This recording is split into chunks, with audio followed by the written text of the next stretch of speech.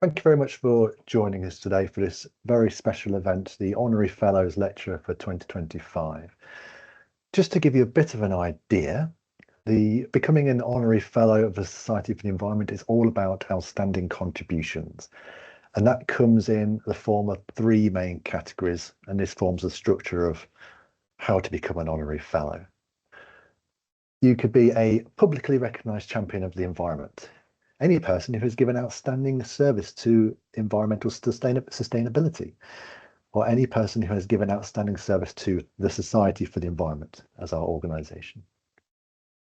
Before I introduce our Honorary Fellow for his talk, just to note that I am pleased to have Chair of the Society for the Environment, Dougal Driver, with us today to reflect on Adam's talk and to facilitate the Q&A session that follows. We are very pleased to announce our newest Honorary Fellow, which is Chartered Environmentalist Adam Donnan. Adam was presented with his Honorary Fellow certificate during the 2025 CEnv Awards event in Liverpool in June this year. I'm not going to run through Adam's entire citation for his Honorary Fellows Award or his career to date. That's too much to cover in such a short period of time. But briefly, Adam has worked at the Institution of Environmental Sciences, or the IES for short, since 2006, becoming their CEO in 2013, driving policy initiatives that have put environmental science and evidence at the heart of policy and forging relationships with numerous partner organisations, including Natural England, DEFRA, the Environment Agency, and the Office of Environmental Protection, to name only a handful. Adam is also a long-term and strong supporter of the Society for the Environment and has been involved in numerous of its initiatives and advocates IES members to apply for CEnv recognition through our registers throughout the years he's been at the IES. Adam has been well recognised externally and has been the winner of numerous awards for his environmental and sustainability work. For all these reasons and more, Adam is a very well-deserving recipient of an honorary fellowship of the Society for the Environment. And personally, he's somebody I've looked up to from afar, and that's not just because he's quite tall. I mentioned Q&A. Please add your questions throughout Adam's talk, and Dougal will be capturing those and running through them after Adam has completed his talk. This leaves me with the task of handing over to Adam to talk on the topic of, can you systems map your way out of a crisis? My slides, excellent. Thank you, Phil, and thank you, CEnv, for the opportunity to give today's lecture. I was really honoured to receive an honorary fellowship from CEnv earlier this year, and I welcome this opportunity to reflect on what I've learned from my career so far. I was just saying to Dougal and Phil, I found it quite a cathartic process. You don't normally get this free rein to talk about your whole career, so I'm hoping to enjoy today. So. In addition to what Phil said about me in the introduction, I have worked at the IES, or the Institution of Environmental Sciences, for 19 years.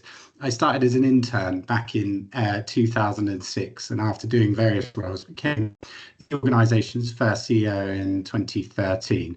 Now, that's a long time to stay in a job, but as I'll outline today, environmental science has been a constantly evolving field, which has kept me very entertained and engaged along the way.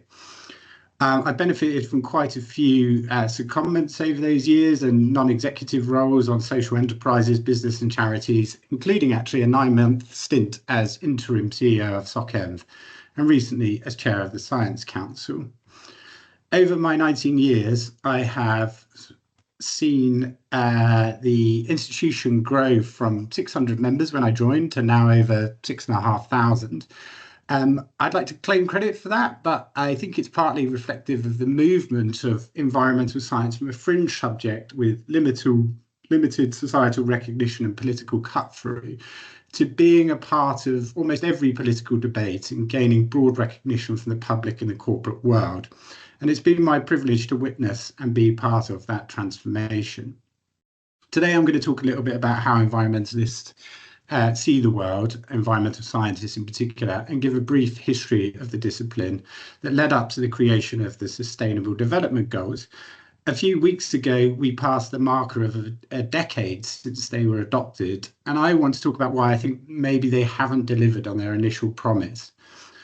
You'll see that the conclusions I come to have less to do with environmental science per se, but a lot to do with how science exists within a wider political, economic and social system, which is why we're going to be talking a little bit about systems and systems mapping as well. I'm using this lecture as an opportunity to step away from the technical elements and get out the weeds of policy development to take a landscape view of the sector. And I'm going to try and combine a few bits from history, science, economics and politics.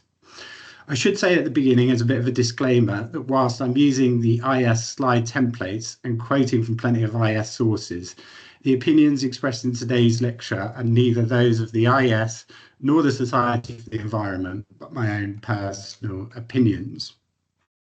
So, how do environmental scientists try to understand the world? I'm sure there's lots of environmental scientists attending today, but I imagine that there's others that may have come from different environmental backgrounds or from other sectors. So I wanted to spend a few minutes talking about environmental science. Environmental science is the study of interactions between the natural world and human society. It is rooted in the recognition that the environment is both a provider of essential resources, so things like clean air, clean water, food, energy, quite often what we would call ecosystem services, and a receiver of human impacts, and that might be pollution, land use change, climate change, and lots of other things.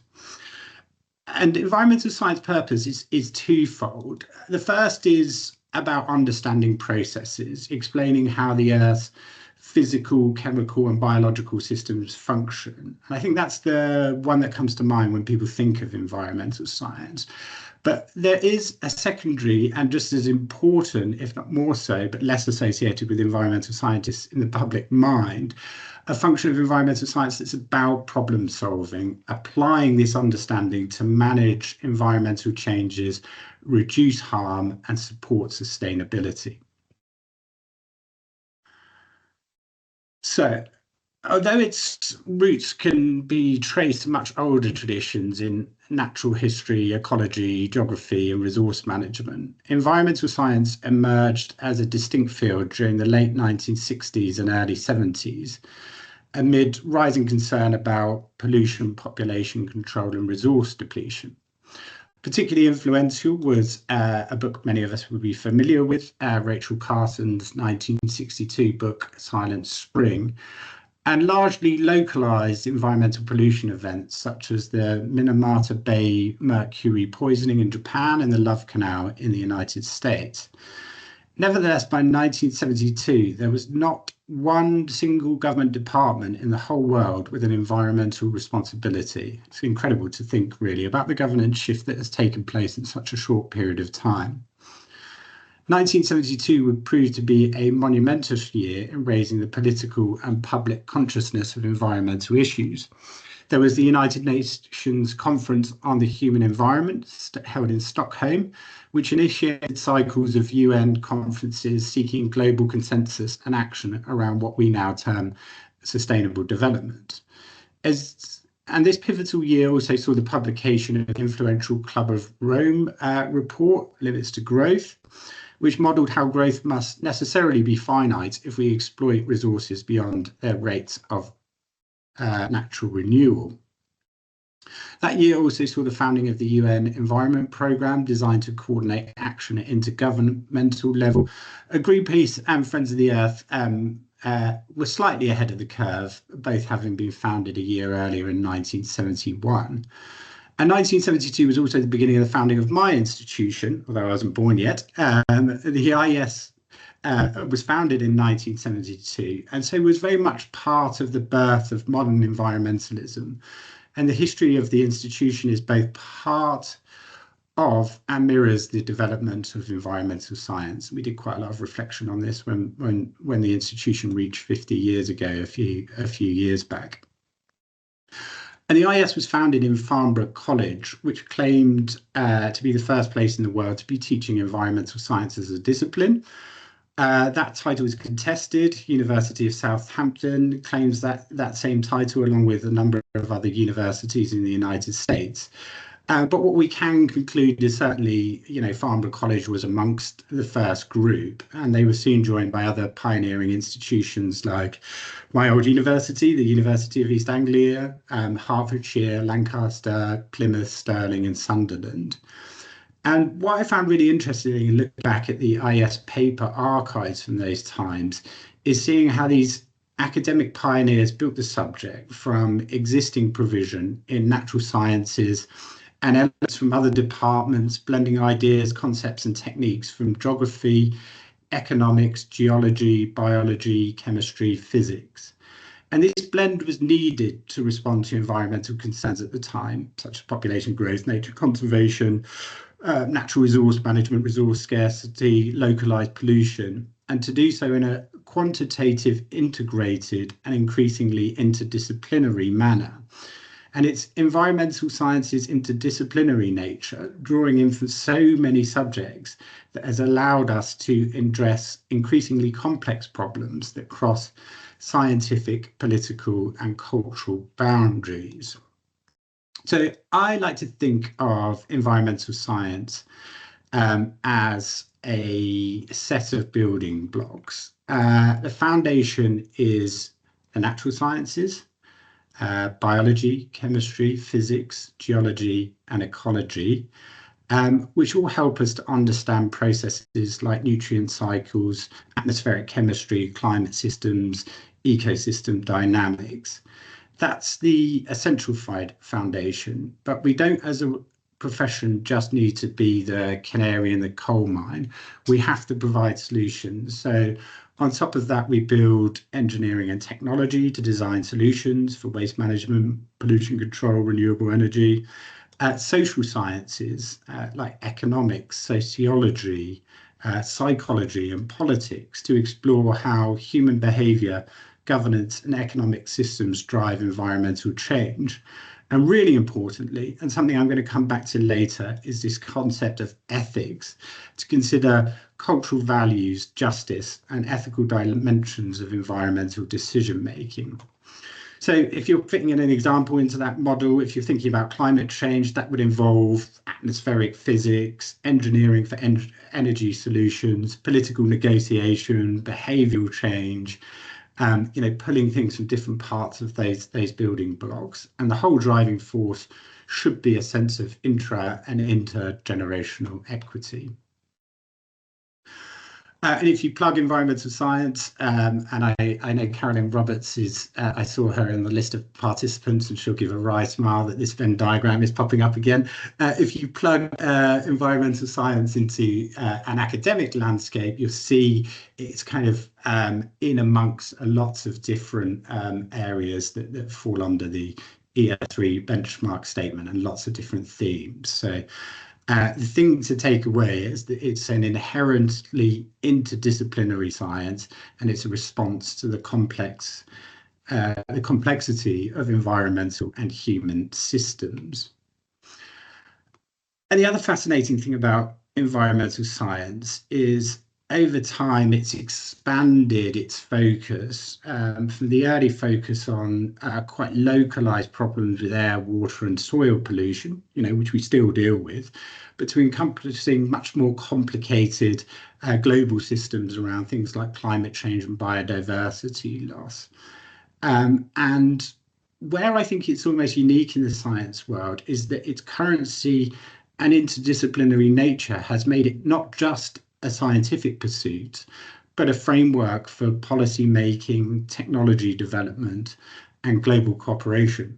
As you can see, all the delegates there lining up for the climate negotiations in Paris a few years ago. It's very rare that you would get together that number of world leaders. The classic example, case study of testament to the power of scientific discovery and collective political action is, of course, the discovery of the ozone hole. It's a favoured story for the environmental science and chemistry communities because of the successful outcome, but also the just in the nick of time drama of it all. The discovery of the ozone hole was the result of a chain of scientific breakthroughs in atmospheric chemistry, It was characterized in the 1970s by a couple of chemists, Mario Molina and Sherwood Rowland, who demonstrated that CFCs, at the time were widely used in aerosols and refrigerations, were chemically stable enough to reach the stratosphere, where they were broken down by ultraviolet radiation, releasing chlorine atoms that could destroy ozone molecules. And their landmark 1974 paper provided the first clear mechanism linking human activity with large-scale atmospheric change. And interestingly, it was initially met with quite a bit of skepticism from parts of the scientific and industrial community. Then came a turning point in the mid-1980s where the British Antarctic Survey published measurements showing dramatic seasonal depletion of ozone over the Antarctic. And worryingly, this ozone hole was far larger and appeared more suddenly than the models had predicted. Their findings were quickly confirmed by NASA satellite data, which in fact had already detected the phenomenon, but dismissed it as an instrument error. The political response to the issue was unusually swift and globally coordinated. Within 2 years, the Vienna Convention of 1985 laid the groundwork for international cooperation. And in 1937, the Montreal Protocol was signed, committing nations to phasing out those CFCs and other ozone-depleting substances. The protocol has since been strengthened through amendments and is often cited as one of the most successful international environmental agreements, demonstrating that science-driven policy could achieve global environmental protection. You kind of get the sense that there's a however coming. However, unfortunately, most people consider this to be an outlier, and there's a few reasons for that. The first is that there was a clear causal link with this issue. CFCs lead to chlorine release, leads to ozone destruction. Unlike climate change or biodiversity loss, there is little ambiguity about the main cause, and the responsible chemicals were produced by identifiable industries rather than embedded in every aspect of the global economy. Secondly, there was visible and alarming evidence. The ozone hole was a dramatic and easily communicable phenomenon, confirmed both by ground-based measurements and satellite imagery. Its seasonal reoccurrence made the problem tangible and urgent in a way that incremental changes, like global warming, may not provide that kind of clear communication tool. Next, there was technically and economically feasible solutions. There was already alternatives to CFCs available, or that could be developed relatively quickly, and industries could switch without fundamentally restructuring systems or consumption patterns. And that lowered resistance and made international agreement politically and economically viable. And then, as mentioned, the political response was fairly swift, and a strong institutional framework was put in place with mechanisms for monitoring, revisiting commitments, and supporting developing countries with technology transfer and funding. So these features ensured flexibility and fairness, which helped sustain cooperation. For this reason, the ozone story is often described as an outlier or a gold standard of environmental governance, demonstrating what is possible when science, politics, and technology align. But it's not easily replicable. Although there have been other scientific breakthroughs that have led to policy responses. You might think of acid rain leading to the 1979 Geneva Convention on Long-Range Transboundary Air Pollution, various other clean air acts in different countries that limited sulfur dioxide and nitrogen oxides from power stations and industries. You might think as well of something like lead in petrol, where a scientific link was established between that and health impacts, and there was a policy response to that. By contrast, I think some of the current challenges we're facing, like climate change, plastic pollution, or biodiversity loss, involve diffuse causes, deep entanglement with economic growth, and powerful vested interests, making them much harder to address. And policy responses to climate change, attempts to limit microplastics the Convention on Biological Diversity. These things have been kind of characterized by failures and setbacks or solutions that fail to match the scale of the problem. These are what environmental scientists would call wicked problems. And if you've been to any of IES's webinars or events, you'll be familiar with this framing. It's one that we very commonly use. I haven't got sufficient time to go into it as a model today. So that brings us to the second part of environmental science, the problem solving. A defining feature of environmental science is its systems thinking, moving from localized environmental issues to much broader spatial and temporal scales. And to enable this type of thinking, environmental scientists often use systems maps, systemic maps, rich pictures, etc. And they might do this for a variety of reasons. One is that it helps them understand the systems view of the environment itself. Environmental scientists view Earth as a series of interconnected systems, the atmosphere, the hydrosphere, the biosphere, the lithosphere, and changes in one component can ripple across others. The mapping helps to understand feedback loops. Scientists have studied positive and negative feedback mechanisms, e.g., melting ice, reducing the albedo of the planet. And it can help with scale and complexity. Environmental systems operate at many different scales, from the local to the global, and over different timescales, from impacts that happen within seconds to millennia.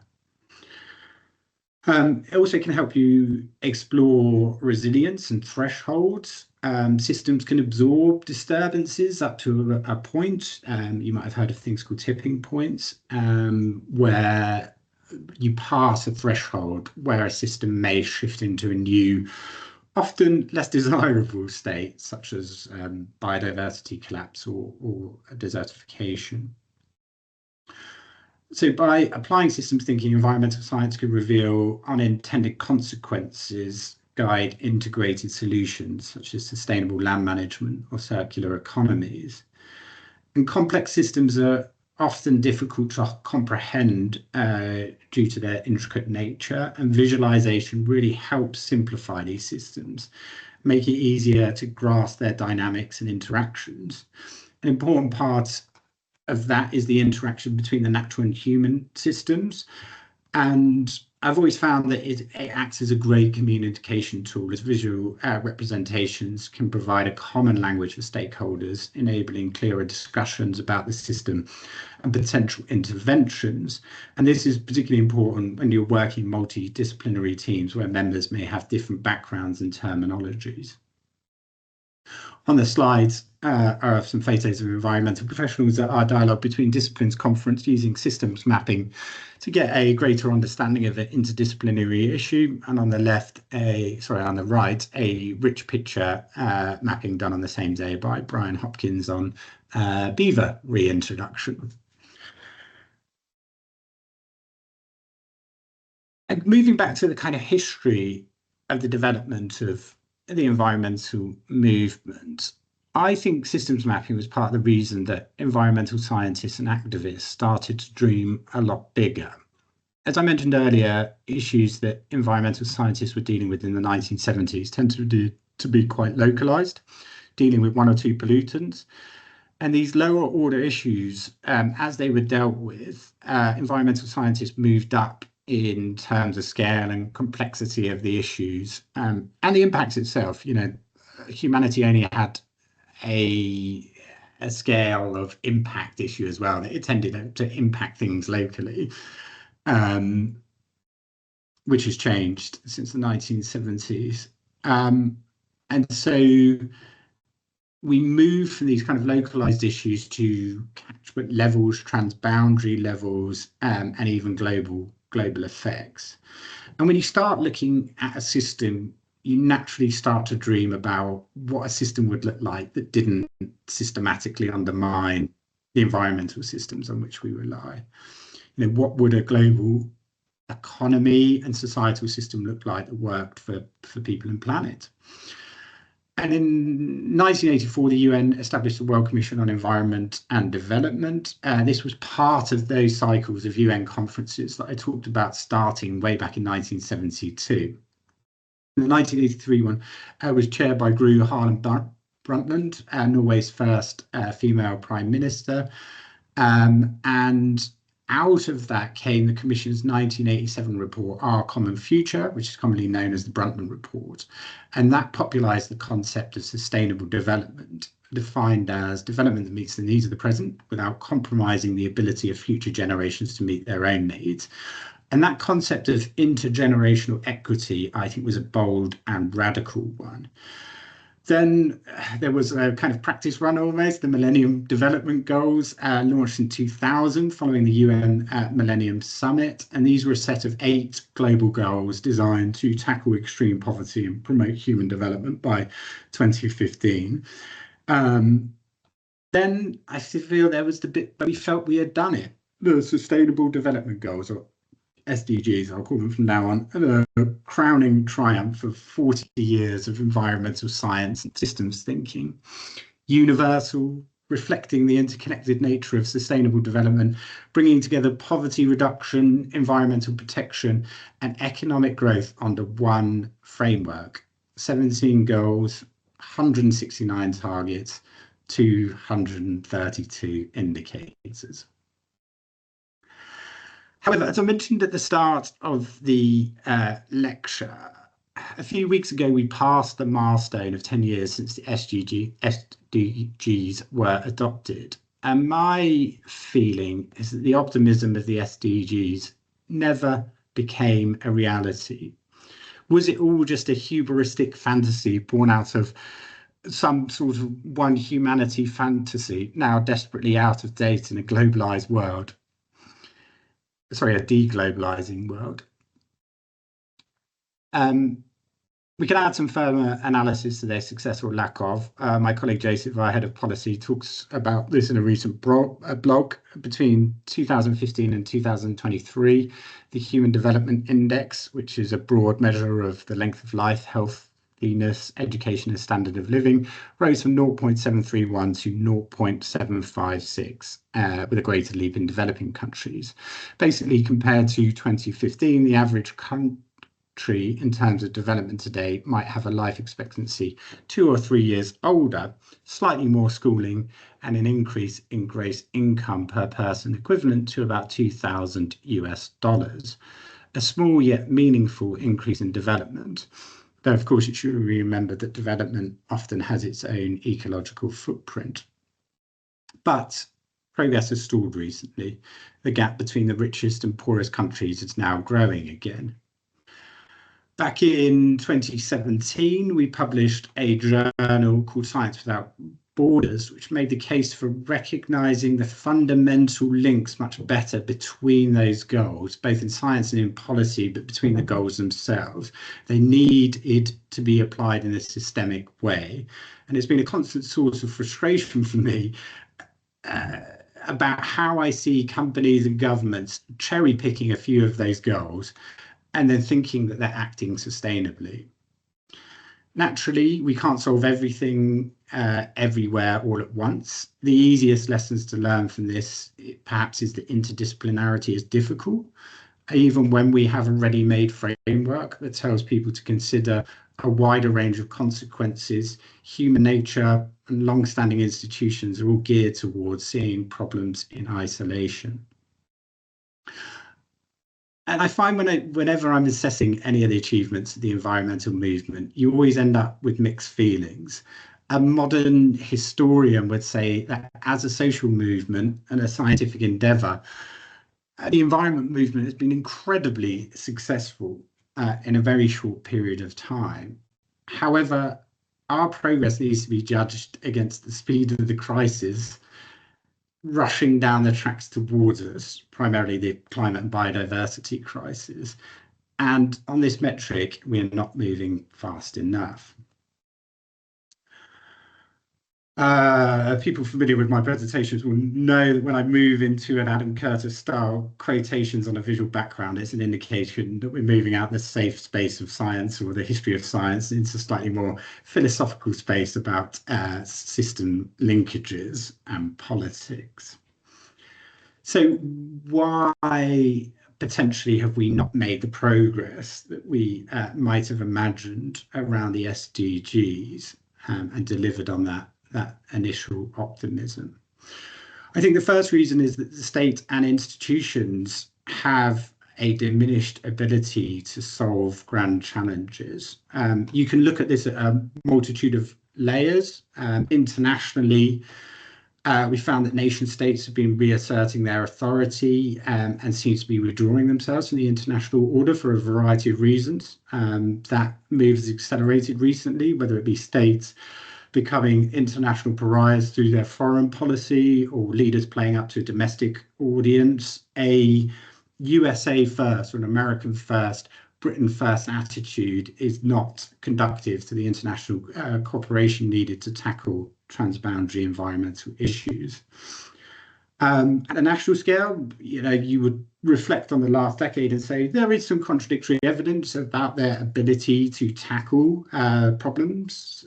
States were tested very severely a few years ago with the emergence of COVID-19, and most of them performed adequately, preventing worse outcomes, even if we may feel that responses fell short of an ideal that sometimes emerged with hindsight.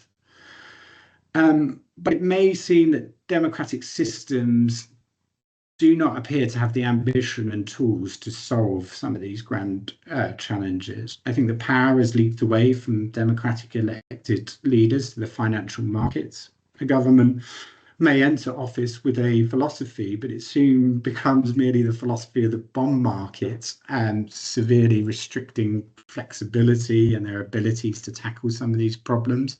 Even politicians of a more authoritarian bent have had to kneel to this higher power, as we saw when Trump reversed most of his tariff policies after Treasury bond yields rose. We might also consider how a handful of billionaires who now don't even seem to be hiding their manipulation of politics have consolidated control of the press and determined the algorithms that decide what any of us see online, and they might not always have the environment's best interest at heart. At the same time, other institutions seem to be losing their power. When we need institutions strengthened, they are weakening, and professional bodies are part of that ecosystem of institutions. I might speak on behalf of a number of CEOs when I say it's been quite exhausting managing an institution over the past 5 years. We faced a series of shocks, COVID, Brexit, cost of living, that put many of our operations into a spin and put us very much on a defensive footing. And there are actors within society that cheer on the collapse of institutions, who see them as an unwelcome force of restraint, as barriers rather than safeguards. You just need to listen to some of the rhetoric that started in the run-up to the EU referendum and continues today, and some of the rhetoric in the last few weeks around the value of ecological science to see that attempt to undermine expertise and institutions. Secondly, I think that some systems are already in collapse, making proactive solutions difficult in a reactive environment. There's much debate about this within the environmental community, but some leading environmental scientists have suggested we've entered a period of global polycrisis or systemic risk cascade, where interconnecting environmental, economic and social systems amplify one another's vulnerabilities. Good chance to do some systems mapping around that. The IES a few years ago had risk as one of our annual themes. By annual theme, I mean something that we explore in greater depth over a period of time. And one of our conclusions was that individual risk in environmental systems is well understood, but systemic and cascading risk is quite poorly understood, because we tend to look at systems in isolation. So it might be that crises that once seemed isolated are now crashing into each other. Climate, inequality, spikes in food, energy crises. They may have at one time seemed like separate or loosely tied problems, but they seem to be symptoms of a system in early collapse. In the coming years, that's likely to get worse. We'll see an increase in resource stress, water scarcity, soil degradation, instability from climate refugees on the move, supply chain disruptions. And we need to question whether our states are able to deal with this growing set of challenges and still deliver a high enough quality of life for their voters that keep them in power.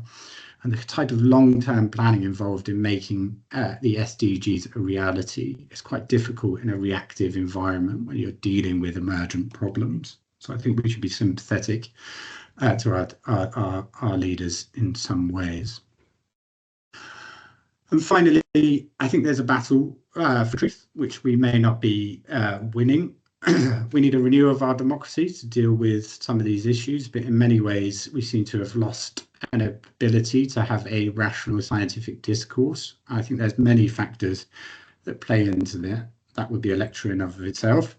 But a few obvious ones I would list is there's been a shutting down of quite a lot of third spaces. By third spaces, what they mean is places that are not your home or work. So that might be pubs, churches, youth clubs, partly driven by austerity and the cost of living crisis. And this has led to people being increasingly, or there is a phrase, extremely, online, which means that they shape their opinions in forums of like-minded individuals, and they are rarely challenged to think outside of their box. There's a risk also of what Michael Patrick Lynch calls epistemic arrogance, the tendency to overestimate the quality or completeness of your own knowledge, often combined in a modern context with a dismissive attitude towards the perspectives of or evidence of others. He argues that this arrogance is not just a personal flaw, it's a societal and political problem, which is eroding our shared capacity to find truth and make collective decisions. And I think there is a new system of power which works through increasing fragmentation and increasingly shrill self-righteousness. Society seems trapped by a particular form of discourse that values loyalty above truth. To many people, it doesn't seem to matter anymore what is true, only that their political side win the argument. Environment should be a depoliticized issue. We all require natural systems to sustain us. The political issue should be the pathway to sustainability, e.g., to what extent do you use market forces to deliver on it? There should be vigorous debate around that. But I think the worrying trend is seeing the fundamental science, the basic understanding of the problem itself, becoming part of a wider cultural war. I think all of these factors make it much more difficult for science and evidence to thrive. So I'm going to ask one very controversial question and a provocative question about whether a transition to a more sustainable society requires public consent. And I'm going to put forward two alternative views here, just for a bit of fun. Argument number one is yes, it absolutely does. In democratic society, major transformations in how people live, work and consume must have broad-based legitimacy. Without consent, sustainability measures risk being seen as imposed or elitist. They'll fuel backlash, protest and popular opposition, as we saw with the fuel tax riots. Consent ensures that change is owned by citizens, not just experts or governments. Sustainability is not just a technical issue, but also behavioural and cultural. Long-term success depends on people voluntarily adopting new norms in their consumption patterns they have, in their mobility choices, in the food that they eat. This requires understanding of problems, why society is changing, participation and moral buy-in. And consent is closely tied to fairness, which I'll come back to later. Policies that are participatory are more likely to account for the needs of vulnerable groups. We talk about a just transition all the time, ensuring that no one is left behind, and that is built on inclusive dialogue and public support. So sustainability without consent risks undermining trust in governance and weakening democracy. That's argument number one. Argument number two, no. Governments and institutions have a moral duty to act on scientific evidence, even if parts of the public are resistant or misinformed. The climate and ecological crisis are time sensitive. Waiting for full consensus risks missing vital, critical tipping points from which we may never return. Some sustainability measures require deeply technical decisions that most citizens can't be expected to fully understand. And just as public health relies on scientific authority, environmental governance may need expert-led action guided by evidence rather than popularity.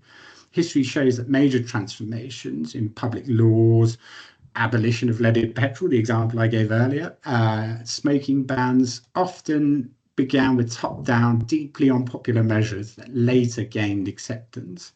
In crises, governments sometimes must act first and build consent retrospectively through communication and proven results. Requiring a full consent from the public can effectively hand veto powers to those with the greatest interest in maintaining the status quo. For example, incumbent industries such as the fossil fuel industry may try to manipulate public opinion to delay change. So an example of a revolution that occurred with public consent in history might be the fall of communism in Eastern Europe, the end of apartheid, the civil rights movement in the United States. But there's also examples of big societal change that happened without public consent, such as the Industrial Revolution. I think we're currently seeing one and experiencing one with the rollout of artificial intelligence. How much are we getting a say on how AI changes our personal and work lives? It could feel like there's a bit of a case of double standards here. If an idea is set to cost entrenched interests, it requires public consent. If it favours entrenched industries, suddenly there's no need for it. Science is often painted as a technocratic elite imposing a worldview. Anders S. Markin, in his 2020 book, The New Technocracy, talks about how it's seemingly inevitable that in the face of existential threats like climate change, some sort of technocratic response might be unavoidable. But the consequences of this technocracy is that citizens may feel excluded or disregarded. This is because many decisions are made through expertise, risk assessments, metrics or indicators, rather than through overt political debate. And that can fuel a backlash and a rise in populist movements that reject experts or the system or the elite. And you may think that we're seeing some evidence of that in the rhetoric of populists on both sides of the Atlantic. So I think it's a real dilemma for the profession. Do we as environmental professionals challenge a technocratic approach to preserve democracy, or do we accept more technocratic solutions because the challenges demand that urgent, expert-led, scientifically informed action? I think a realistic position recognises that tension. Urgency demands leadership, but durability demands legitimacy. And the bind that we're in is that we require rapid expert-led action to avoid ecological collapse, but without public understanding and justice, such actions risk social instability and democratic erosions. So I think the most sustainable transitions must combine both decisive leadership guided by science and deliberative processes that build trust and share purpose, what we call consent through participation rather than passive agreement. It's why the IS's second principle, after we start with science, is we draw together different perspectives, because we recognise that science and technocracy cannot be the only source upon which we act.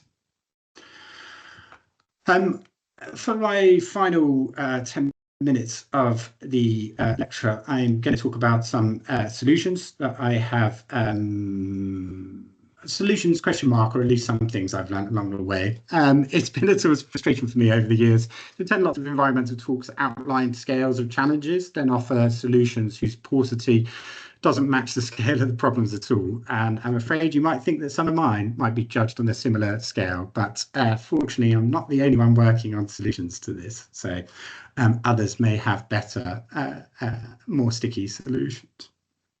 So the first thing that I would urge the profession and the environmental movement to think about is to stick with sustainability. Yes, some modifications are needed. We're no longer talking about defending natural capital. That's, largely been diminished most places in the world. But I think when you look back at sustainability, the faults have been in the application rather than the theory itself.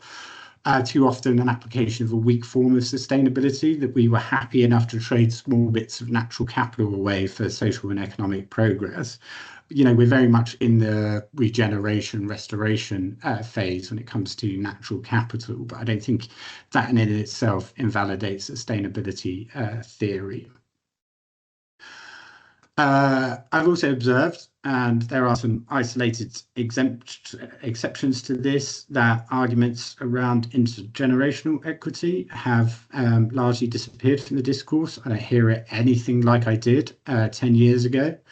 And from what I've seen, and I know there'll be those who disagree with me at this webinar, that the replacement of sustainability with ESG has not always been a positive thing. That isn't to say that some of our members of different professional bodies aren't doing great work in this area, and there aren't great examples out there. But I think fundamentally ESG is much narrower, more investor-centric than sustainability. It's primarily looking at how environmental and social issues plus governance affect the organisation's risk and return. And so when the political wind changes and those risks diminish, for example, there's less social and political penalty for a company behaving badly, the initiatives falter, as we've been seeing recently.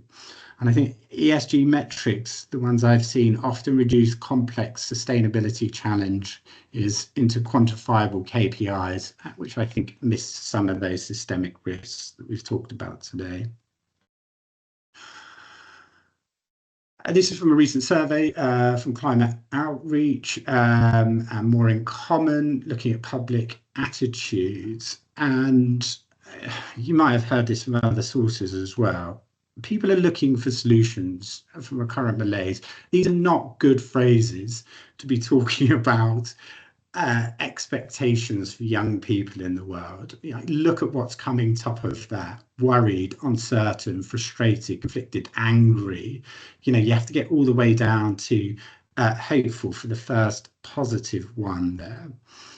We need to give people, and particularly young people, a hope for the future. And I still think that it's sustainable development that can offer that. And I think we're sometimes guilty as a profession of chasing the next big thing, the new magic framing that will cut through in business, politics and with the public. But I think that leaves people outside of the profession confused. We give them a flurry of terminology that we dish out: net zero, donut economics, regenerative practices, etc., which might be fine as a language talk between us. But when we talk outside of the profession, I think it just leads to confusion. And we built consensus around this broad universal idea of sustainability and sustainable development. Let's stick with that and build other ideas into that framework. Which leads me on to my next point about using messaging that works. I think we need to avoid technocratic language that ignores the emotions people feel. We've got to realise that people filter communication messages through their own set of values. We as environmental scientists often jump straight into the technical language, and I found it's far better to talk about, if you're talking about housing, to talk about quality, locally sympathetic places where people are proud to live, rather than talking about SUDS, landscape design, biodiversity, net gain from the off. You might get to those later on, but there's a sequencing issue. And for me, I've always found that the arguments that have cut through around health, wealth and fairness. Health, particularly where it affects people and their families. And I would point towards all the work that's been done, as an example, in air quality around the health effects on premature deaths, links to dementia. that's a much more effective communication tool than talking about limit value, making it emotive, talking about how exhaust pipes are positioned to the highest impact is at the level where a toddler is breathing, how it stunts their lung and brain development. That's a much more effective communication tool. Wealth is particularly important at the moment with cost of living crisis. You can frame some of the transition away from older technologies as a cost thing. You only have to look at how one of our other SocEnv honorary fellows, Dale Vince, keeps plugging away the argument around how our energy bills could be lowered if we sever the link with gas prices in every forum that he can. I think that's a key argument. And fairness. This is a real key one for Brits, I think, who hate unfair practices. If you can talk about how old energy systems left people dependent on expensive imported fuels, why does money pour out of the UK towards oil producing companies rather than circulating in our own economy?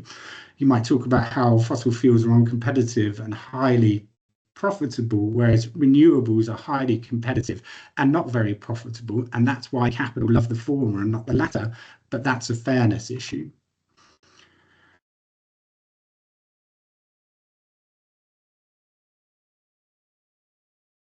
A few years ago, as part of some work we did around the future of environmental science, we put together some roles for environmental science, and I was reflecting on these the other day and thinking just how many of them are rooted in strong communications skills.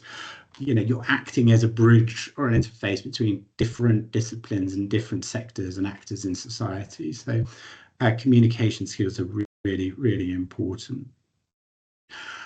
I think we need to tackle the complex relationship between environmental science and activism, and I think we do that through ethics. And you would have got this from some of my history, the first environmental movements were formed, there's always been an interdependent relationship between science and activism.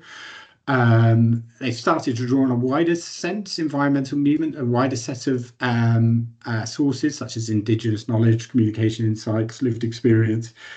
And it's sometimes an inconvenient relationship.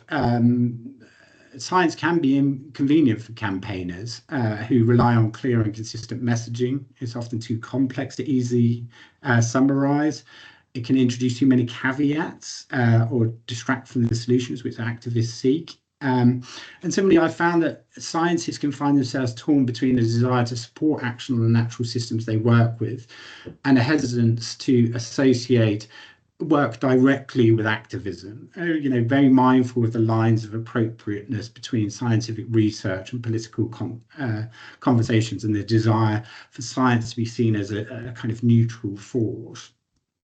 And I think the way we resolve that is thinking about how environmental science remains appropriate as long as it serves sources of legitimacy, which is about informing society's response to environmental challenges through scientific methods.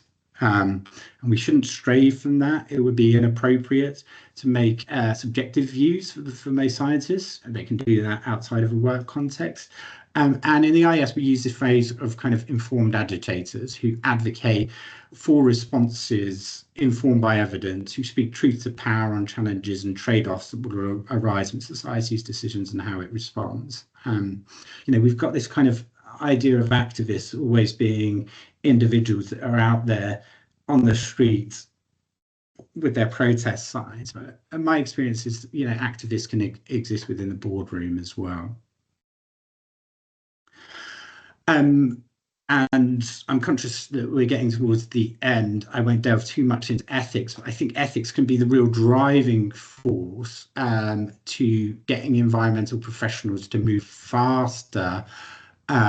We use a model of a combination of science ethics, environmental ethics, and business ethics. And it can help us move beyond just compliance into areas that go over and above regulation and the law.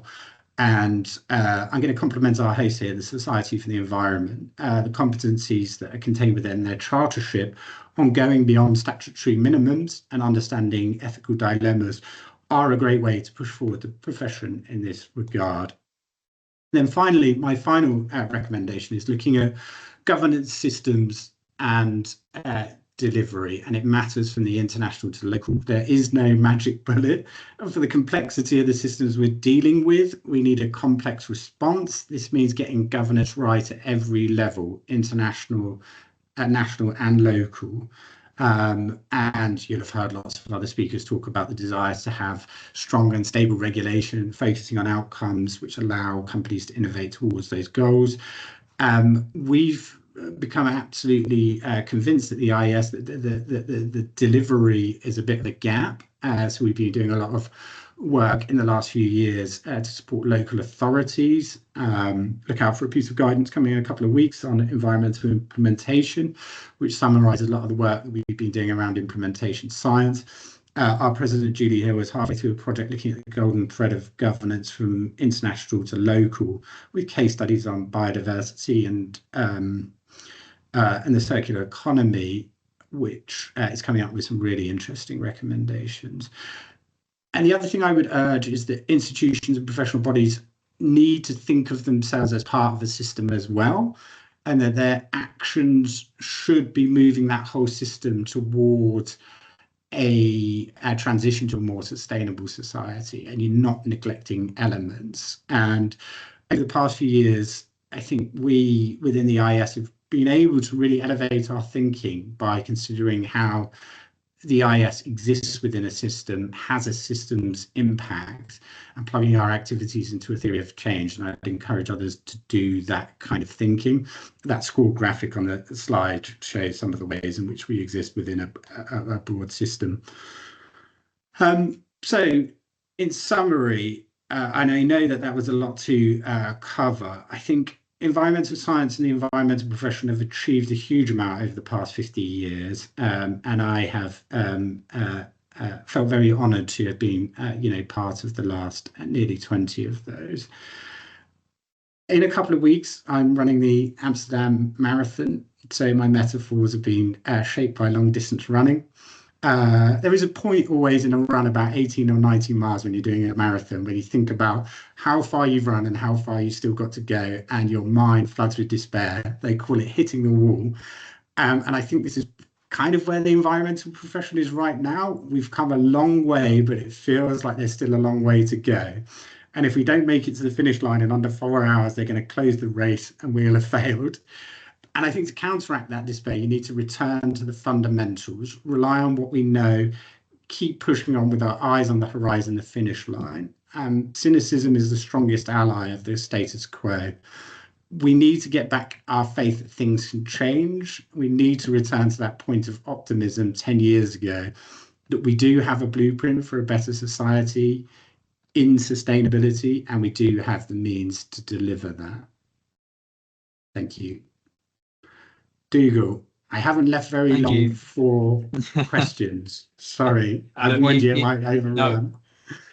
I'm sure, people do put those reactions in on the screen. I love that. I want to clap my hands as well. But Adam, well, thank you. Brilliant, excellent. And with all due respect to everyone in the audience, we wanted to hear from you today, and that's what we've done.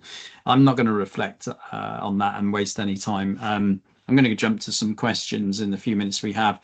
Whilst I do that, if you can answer some of the other questions in the chat subsequently, if the technology allows the chat to stay open, people might be able to see your answers. What people have also done is they put thumbs up on certain questions, and I'm actually going to use that as a sort of slight hierarchy. So can you see the questions in the Q&A, Adam? Because I'm going to go to Naresh with, what do you think are the systems thinking, knowledge, skills and behaviours gaps are emerging and established? Perhaps focus on the upskilling side. So do you have recommendations on that? I think that's a really good question, because quite a few people on this call are eminent and not everyone has got to that position.